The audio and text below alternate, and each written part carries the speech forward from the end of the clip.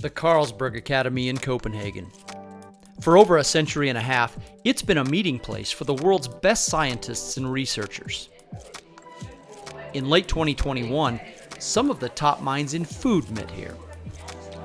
From researchers to farmers, to chefs, to entrepreneurs and innovators, and of course, some of Europe's largest food producers, to discuss what the past might teach us about the future of food. In the coming minutes, we're going to learn more about the dilemmas and discussions facing the Danish food sector and whether questions about innovation in the future might somehow be found in the past.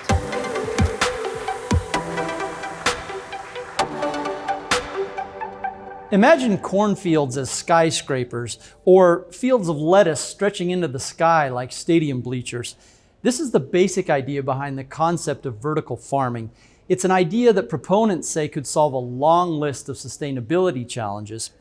But is it realistic? And what are those challenges exactly? How far out in the future is vertical farming?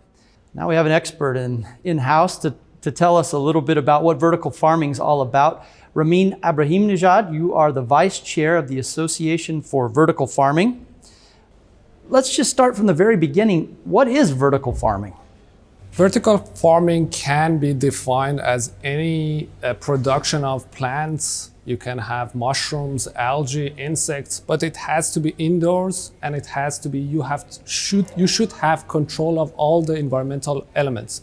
For plants, it's mostly use of LEDs. You would use HVAC systems, so you would circulate the nutrient cycle, less water consumption, more locality.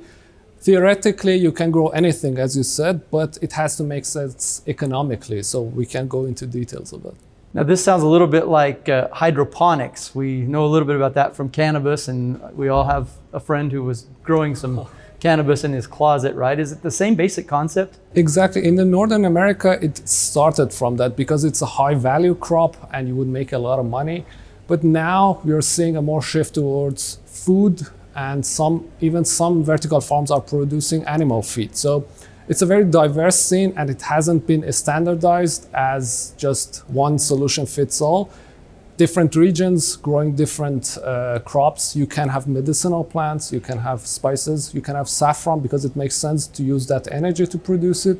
But we are hoping that at some stage we're going to introduce like high protein content crop like peas and beans for fresh consumption mostly. Yeah. How widespread is vertical farming today? Has it picked up speed? It has a very small market share for now, but depending on the region, in the Far East Asian countries, for example, in Japan, they have been doing this since 80s. And because of the lack of space, and they had to import most of the fresh produce, leafy greens from outside, so it makes sense to invest in these kind of technologies.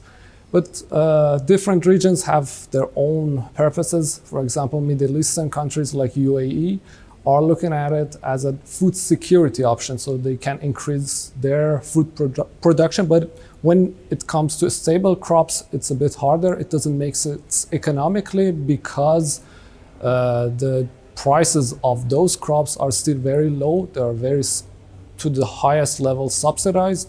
And vertical farming has to delve into regulation, and it needs to be recognized by the policymakers as one of the solutions.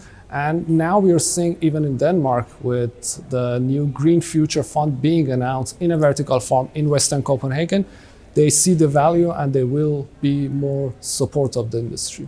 This will require, I would imagine, a lot of investment. I mean, we have to completely rethink the way we do agriculture.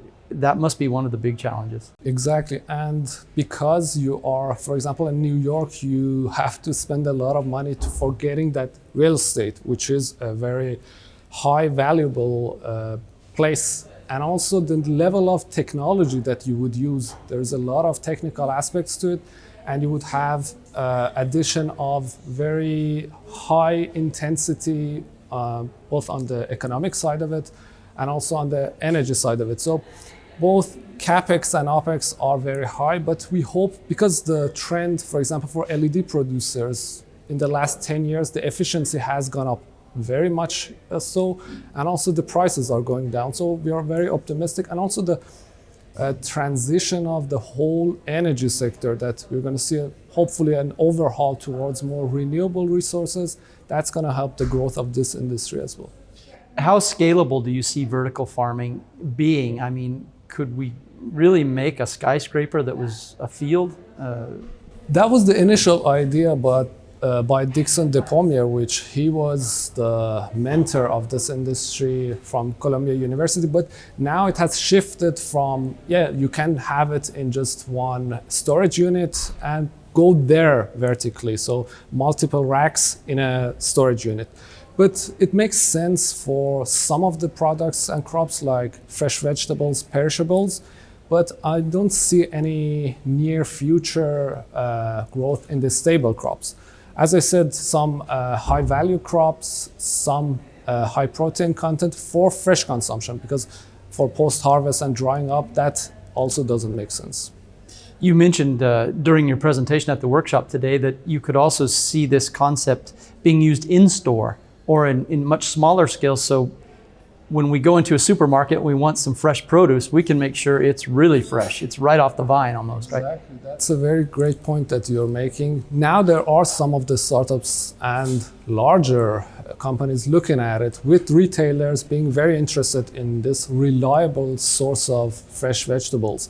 And the COVID pandemic helped that. So we hope that decentralization can be part of the industry as well, and that shortening the supply chain and bringing the production to the point of consumption would add in the taste as well. So because, for example, in a greenhouse in Spain, when you have to harvest the tomato earlier, it would decrease the taste of it and also nutritional value. So it can stay in the production system for longer, and that would add to the taste of it as well. Lots of good arguments for vertical farming. If people want to learn more about vertical farming, are there online resources or places they can go? I would suggest our own website, vertical-farming.net. Ramin, thank you for being here. Thanks for telling us a little bit about vertical farming, a very interesting idea about the future of sustainability and innovation in food. Thanks a lot. It was a pleasure.